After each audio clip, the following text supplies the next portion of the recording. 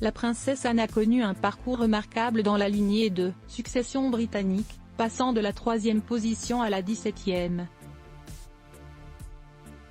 Ce changement témoigne de la dynamique en constante évolution de la monarchie britannique.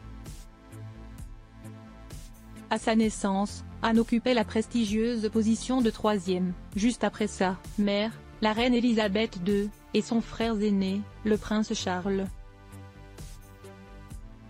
Cependant, au fil du temps, elle a été dépassée par d'autres membres de la famille royale, notamment ses frères, le prince Andrew et le prince Edward.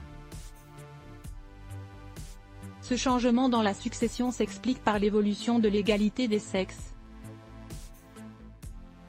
À sa naissance en 1950, les hommes étaient favorisés dans l'ordre de succession, ce qui a rapidement relégué Anne derrière ses frères. Mais ne vous inquiétez pas, le progrès était en marche. En 2011, une modification de la loi a mis fin à cette tradition archaïque en faveur des héritiers masculins. À partir de ce moment-là, les enfants royaux nés après le 28 octobre 2011 ne seraient plus soumis à cette règle obsolète. Cela signifie que lorsque le prince William et le prince Harry ont eu leurs propres enfants, tels que la princesse Charlotte et le prince Louis, Anne a regagné une position plus élevée dans la ligne de succession.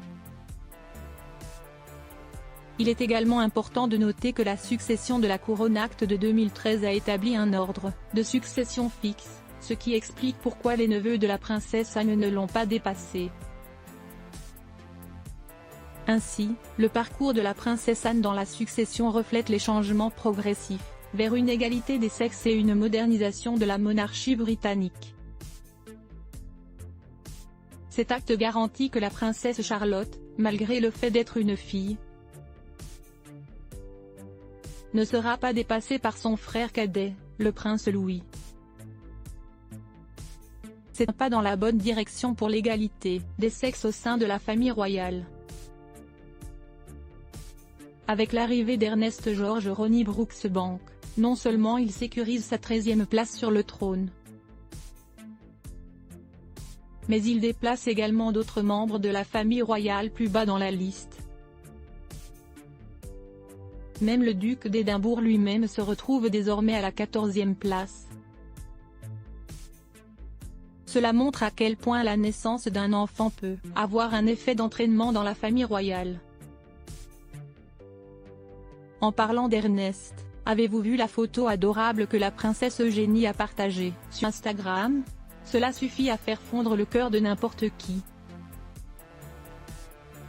Le petit paquet de joie, bien enveloppé et coiffé d'un bonnet bleu et blanc tricoté, dort paisiblement dans un panier de Moïse, tandis que son frère Auguste lui caresse doucement la tête. C'est tout simplement réconfortant. Les noms d'Ernest George Ronnie revêtent une signification particulière. Ernest rend hommage à leur défunt arrière-arrière-arrière-grand-père, le roi George V, qui avait également Ernest comme l'un de ses deuxièmes prénoms. Quant à Ronnie, c'est un hommage affectueux au père de Sarah, la duchesse d'York, le major Ronald Ferguson. C'est une belle façon d'honorer leur héritage familial, et garder leur mémoire vivante. Alors que la princesse Eugénie attendait avec impatience l'arrivée d'Ernest, elle a mentionné avec humour qu'elle avait utilisé sa bosse de bébé pour se frayer un chemin à travers la foule lors du grand déjeuner du couronnement.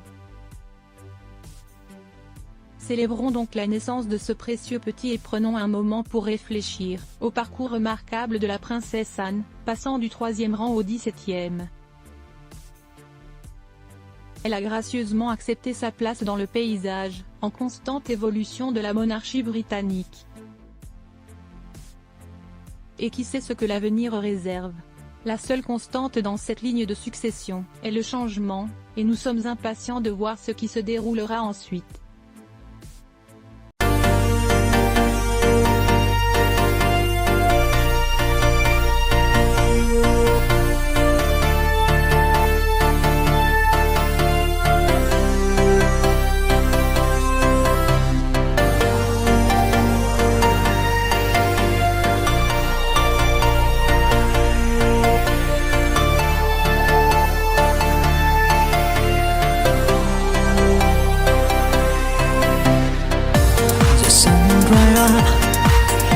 so walk away.